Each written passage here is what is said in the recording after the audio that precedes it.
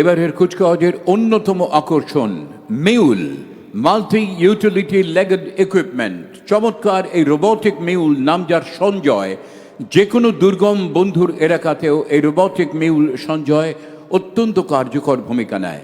পরিস্থিতি প্রতিকূল হোক, ঝঞ্ঝাবিক্ষুব্ধ আবহাওয়া হোক, সমস্ত আধুনিক প্রকৌশলে সজ্জিত সঞ্জয় তার পর্যবেক্ষণের কাজে অবিচল।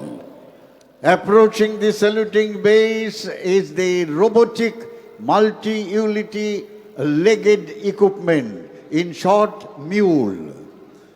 Naib Subedar Rajneesh is leading this contingent. High endurance, agile and durable, all-weather ground robots can climb stairs, steep hills, cross hurdles, and can operate in extreme temperatures, roughly from -40 to +55 Celsius, and can carry a payload of 15 kilograms.